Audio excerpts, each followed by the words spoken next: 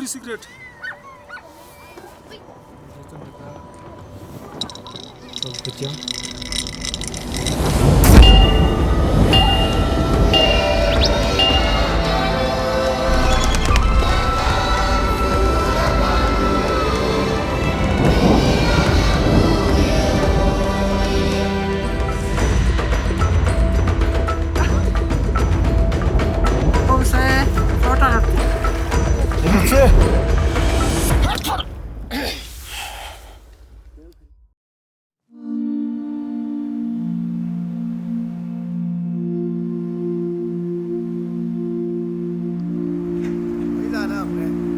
अच्छा हाँ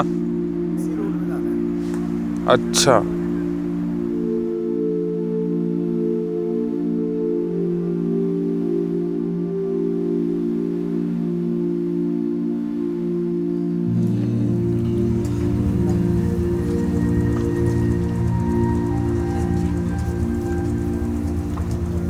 नमस्कार, बारामासा में आप लोगों का एक बार फिर से स्वागत है।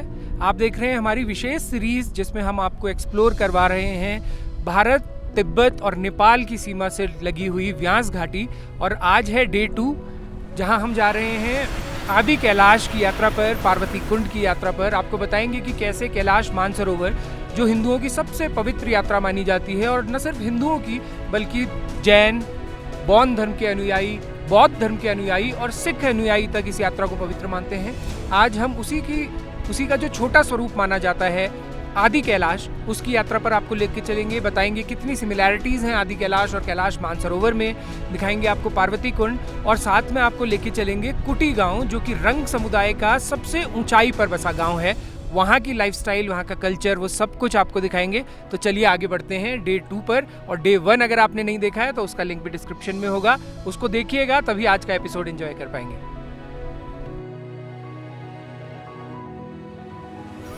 सही बात है। महिंद्रा वालों को बताना है ना, हम तुम्हारी गाड़ी यहाँ चढ़ाते हैं।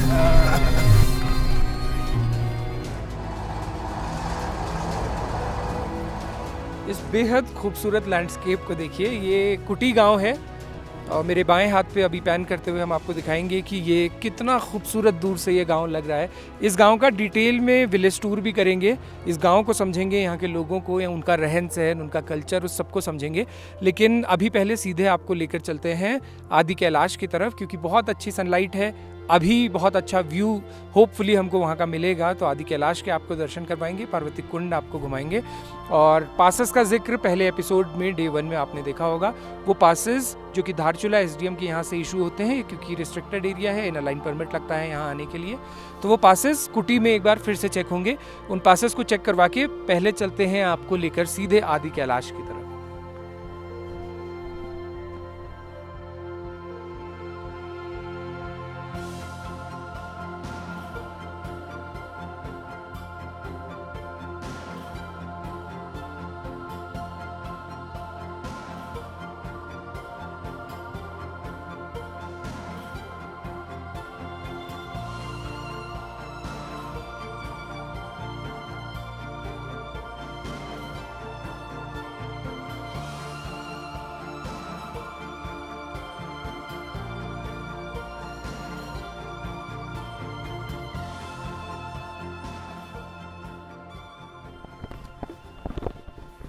ये है माउंट आदि कैलाश का बिल्कुल बेस कैंप। ये आखिरी लोकेशन है जहाँ तक सिविलियन गाड़ियाँ आती हैं। यहाँ पर एक बहुत ब्यूटीफुल त्रिशूल है और एक छोटा सा शिवलिंग बनाया गया है। ये वो लास्ट पॉइंट है और बहुत पेनोरमिक व्यू यहाँ से चारों तरफ का मिलता है। और माउंटेन के कलर्स चेंज होते हुए भी आप यहाँ पर नोटिस कर सकते हैं। बिल्कुल वैसे ही अगर आप में से कुछ लोग ने कारगिल से लद्दाख, लेह की यात्रा की होगी, तो जिस तरह से वहाँ पर पहाड़ों के रंग बदलते हुए आपको नज़र आते हैं, कुछ वैसे ही यहाँ पर बैंगनी और हल्के पिंक कलर के पहाड़ एकदम ट्री लाइन से ऊपर, टिपिकल कोल्ड डेजर्ट जिसे कहते हैं, उस तरह का अनुभव ये जगह आपको कराती है।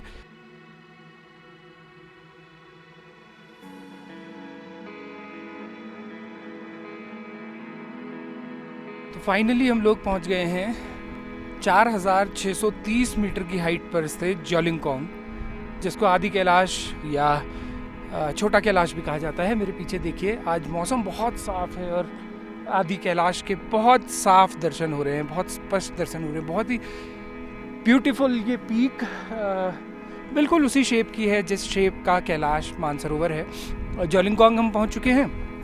यहाँ थोड़ा ही आगे आईटीबीपी और 8 कुमाऊं के कैंप्स हैं, वहाँ पे एक बार दोबारा एंट्री होगी। एक बार एंट्री यहाँ हो चुकी है, वहाँ से जहाँ से पार्वती कुंड का ट्रैक शुरू होता है, तो वहाँ से अभी हम आपको ट्रैक पर लेकर चलेंगे। और उसके कई बार आपने मेरे से इस नरेशन में सुना होगा कि मिथकों का देश है, कई तरह की किंवदंतियाँ, कई तरह की कहानियाँ, पार्वती कुंड से भी कई तरह की कहानियाँ जुड़ती हैं। वो आपको चलते चलते पार्वती कुंड के पास बताएंगे। अभी कुटी से होते हुए जहाँ हम आए हैं, ये रिस्ट्रिक्टेड एरिया है। यहाँ पर आईबी, रॉ और आईटीबीपी, इंडियन आर्मी सबके बेसिस हैं, सबका स्टाफ है वो यहाँ रहता है। जगह जगह छोटे छोटे बंकर्स बने हैं आर्मी के, और बहुत ही ब्यूटीफुल ये टेरेन है। बिल्कुल स्नो डेजर्ट या कोल्ड डेजर्ट जिन्हें कहते हैं, उसी तरह का लैंडस्केप चारों तरफ यहाँ से है। यहाँ से आगे चलते हैं और पार्वती कुंड का सफ़र शुरू करते हैं।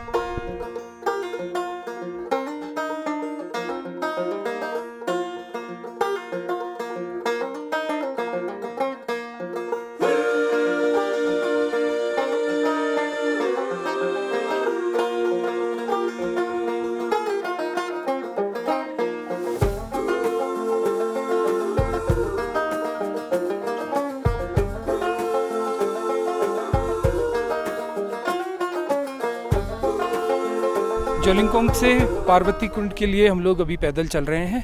लगभग 1.5 किलोमीटर का ये ट्रैक है, और उसके बाद उस तरफ को पार्वती कुंड है जहाँ से कैलाश के दर्शन होते हैं। अभी ये मेरे ठीक पीछे जो बेहद खूबसूरत ग्लेशियर आप देख रहे हैं, यही आदि कैलाश है। और यहाँ से जिस जगह पर अभी हम हैं जोलिंगकांग, यहाँ से चाइना का जो बॉर्डर है वो मात्र 16 किलोमीटर है। सिर्फ 16 किलोमीटर पर आर्मी की सड़कें बन चुकी हैं, और ये बहुत सराहनीय पहल है कि यहाँ तक अब गाड़ी की व्यवस्था है। जोलिंगकांग तक अब डायरेक्टली आप अपनी गाड़ी से पहुँच सकते हैं। बीच में कुछ जगह ऐसी ज़रूर हैं जहाँ पर रास्ते थोड़े ख़राब हैं, वहाँ पर गाड़ी 4x4 गाड़ियों की ज़रूरत पड़ती है। लेकिन अब कई लोग अपनी नॉन 4x4 गाड़ियाँ, SUV जो थोड़ी ऊंची, जिनका ग्राउंड क्लियरेंस थोड़ा ठीक है, उन गाड़ियों को लेकर भी यहाँ तक पहुँचने लगे हैं। 2 साल पहले से ही ये रोड कंप्लीट हुई है, जब पूरा जोलिंगकांग तक यानी आदि कैलाश तक आप लोग गाड़ी लेकर पहुँच सकते हैं। और ये जो केंद्र सरकार की योजना है बॉर्डर्स को जोड़ने की, बॉर्डर्स तक सड़कें पहुंचाने की, ये स्ट्रैटेजिकली भी काफ़ी इम्पोर्टेंट मानी जा रही है। और उससे बशर्ते कि उस तरह का एक्सप्लॉयटेशन ना होने लगे जिस तरह का एक्सप्लॉयटेशन हमको लद्दाख में दिखता है, जिसके लिए सोनम वांगचुक जो बड़े एक्टिविस्ट हैं लद्दाख के, वो काफ़ी चिंता व्यक्त करते हैं कि ओवर एक्सप्लॉयटेशन लद्दाख का होने लगा है। बशर्ते वो ना हो और कंट्रोल्ड अगर टूरिज़्म को रखा जाए तो ये बेहद खूबसूरत पहल है, बेहद खूबसूरत रोज़गार के साधन स्थानीय लोगों के लिए होम स्टेज बने हैं। और ये होम स्टेज की जो योजना है, इसके लिए स्थानीय जो राज्य सरकार है इस समय उत्तराखंड की, उसकी भी सराहना की जानी चाहिए कि उसकी कई योजनाओं का लाभ इस समय इतने दूरस्थ इलाके के लोग तक ले रहे हैं कि यहाँ पर भी जोलिंगकांग में, यहाँ से नीचे कुटी में, कुटी से नीचे नपलचू में और नाबी में तमाम जगह होम स्टेज इन तमाम योजनाओं की पहल से खुलने लगे हैं। तो ये एक अच्छी बात है कि इतने दूरस्थ क्षेत्र के लोगों को रोज़गार का एक नया साधन मिला है। आइए पार्वती कुंड की तरफ बढ़ते हैं और फिर आपको वहाँ की कुछ मिथकीय कहानियों से परिचित करवाते हैं।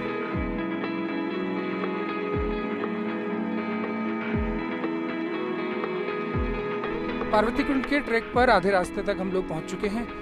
पीछे आदि कैलाश है और उसमें पानी की एक जो धार आती हुई दिख रही है, वो धार गौरीकुंड से आती है। तो इधर गौरीकुंड है और इसके इस तरफ जिस तरफ हम बढ़ रहे हैं उधर पार्वती कुंड है।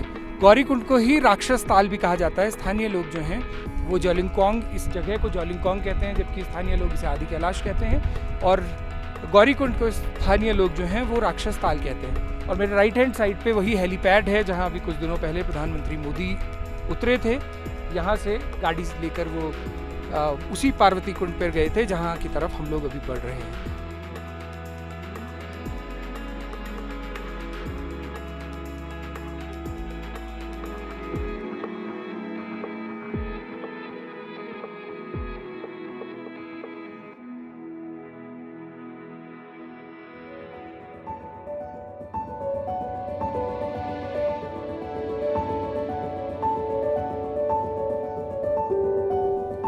आदि कैलाश के ठीक सामने स्थित ये शिव पार्वती का मंदिर है। पार्वती कुंड से बिल्कुल लगता हुआ इसे ततय महाराज ने स्थापित किया था। उनकी तस्वीर इस समय आप स्क्रीन पर देख रहे होंगे। ये तस्वीर मंदिर के अंदर तस्वीरें लेना अलाउड नहीं है, इसलिए हम अंदर गर्भगृह की तस्वीर ऑन स्क्रीन नहीं दिखा सकते, लेकिन मंदिर का आपको एक परिक्रमा करके दिखाते हैं और उस परिक्रमा के साथ आप इस लैंडस्केप को महसूस कीजिए। और इसी के पास में एक बहुत ही रोमांचित करने वाली यहाँ की एक मान्यता है। पार्वती कुंड के पास में ही धान उगती है। इतने हाई एल्टीट्यूड पे धान के पौधों का उगना किसी को भी अचंभित कर सकता है। पार्वती सरोवर के पास जो धान के पौधे उगते हैं उनकी कहानी मैं आपको सुनाता हूँ। ये कहानी दर्ज है जितनी मिट्टी उतना सोना नाम की किताब में, जो अशोक पांडे जी की किताब है। उनको कुटी गांव की महिलाओं ने ये कहानी सुनाई थी और ये कहानी कुछ इस तरह से है। कभी कुटी गांव में लिबेनह्या नाम का एक राजा रहा करता था। उसकी 2 पत्नियां थी। एक पत्नी तिब्बत की थी जबकि दूसरी नेपाल के मारमा इलाके की। तिब्बती रानी किसी तरह की शिकायतें नहीं करती थी। कुटी जैसी ऊंचाई पर जो भी मोटा अनाज उगता था उसी से उसका काम चल जाया करता। तिब्बत के बीहड़ पठारों में उपलब्ध ज्यादातर खाद्य सामग्री इस अनाज के सामने भूसा लगने लगी थी उसे। नेपाली रानी को अपने मायके में स्वादिष्ट व्यंजनों की आदत पड़ी हुई थी और बहुत चाहने पर भी वह व्यास घाटी के परंपरागत भोजन के साथ खुद को ढाल नहीं पाई। वो धर्मपरायण ब्राह्मण स्त्री थी और अपने देवताओं पर बहुत आस्था रखती थी।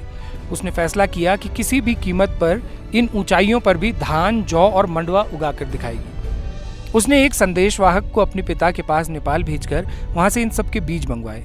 जोलिंगकोंग में इस उद्देश्य हेतु एक खेत तैयार करवाया गया। शौका परंपरा के मुताबिक नेपाली रानी ने संसार के तमाम कीड़ों मकोड़ों से प्रार्थना की कि वे आकर उसके खेत को उपजाऊ बनाएं। लेकिन इसमें एक तकनीकी अड़चन थी। स्थान की ऊंचाई की वजह से वहां सांपों का जीवित रह सकना असंभव था, लेकिन चूहों और छुछुंदरों से ग्रस्त उस खेत में सांपों का रहना जरूरी शर्त थी। इस उद्देश्य की प्राप्ति हेतु नेपाली रानी ने शेषनाग की आराधना करने का निर्णय लिया। इस दौरान तिब्बती रानी हालिया महीनों में राजा द्वारा नेपाली रानी पर दिए जा रहे अतिरिक्त ध्यान की वजह से डाहग्रस्त हो गई थी। इसी डाह में उसने तय किया कि वह कुटी गांव में नमक की खान पैदा कर देगी, जैसी उसके मायके तिब्बत में हुआ करती थी। स्वयं उसके पिता के राज्य में कई नमक की खानें थी जिनसे दुनिया का सबसे सफेद नमक निकला करता था। नेपाली रानी की आराधना से प्रसन्न हो शेषनाग ने दारमा घाटी से जोलिंगकोंग की यात्रा शुरू की। वे सेला ग्लेशियर के साथ रास्ते 15 किलोमीटर की दुरूह यात्रा करते हुए ऊपर की तरफ चढ़ने लगे। तिब्बती रानी को यकीन था कि नेपाली रानी के प्रयत्न बर्बाद हो जाएंगे, लेकिन जब उसे शेषनाग की यात्रा का पता चला तो उसकी ईर्ष्या की कोई सीमा न रही। उसने गांव में रहने वाली एक दुष्ट जादूगरनी को मदद के लिए बुलवाया। जादूगरनी और तिब्बती रानी सेला ग्लेशियर से जोलिंगकोंग पहुंचने वाले पहाड़ की चोटी के उस तरफ पहुंचकर छिप गए। फिर जैसे ही शेषनाग ने नीचे की तरफ उतरना शुरू किया, इन 2 दुष्ट औरतों ने कालीन बुनने में काम आने वाले तेज धार वाले थल की मदद से शेषनाग का सिर काट दिया। ये उस मान्यता उसकी पीछे की कहानी है। और ये भी माना जाता है कि क्योंकि नेपाली रानी ने खेत तो तैयार कर लिया था, लेकिन शेषनाग का आशीर्वाद उसको नहीं मिल पाया, इसलिए आज भी हर साल यहाँ धान तो उगती है लेकिन उन धानों में बीज नहीं आता, जबकि वो धान के पौधे अपनी पूरी जितनी नॉर्मली एक धान के पौधे की हाइट होती है उस हाइट के होते हैं। और ऐसा ही मिथक नीचे जो कुटी गांव में नमक की तिब्बती रानी की नमक की खदान है उससे भी जुड़ता है। तो अब नीचे कुटी गांव की तरफ हम लोग बढ़ेंगे तो स्थानीय लोगों से उस खदान के उस नमक की खदान के बारे में भी ज़रूर बात करेंगे। गढ़वाल में भी खोली कहते हैं, तो हमारे खोली का गणेश कहते हैं, जैसे खोली में गणेश है। लेकिन यहाँ गणेश के अलावा और भी कुछ है। मैंने देखा है, मैं भी काफ़ी लोगों से जानकारी लेने और बुजुर्गों से पूछा, लेकिन पहले से जो पुरातन काल से लगा हुआ है, लेकिन हमें अच्छी तरह से पता नहीं है। हाँ। मुझे लगता है कि शायद देवी का कोई स्वरूप हो, देवी का स्वरूप भी है यहाँ पे। कुछ खेल भी खेल रहे हैं। सर ये पासा है, पासा है। अच्छा, जो देवी देवता खेलते थे वही चीज़, वही जो पांडव खेला गया।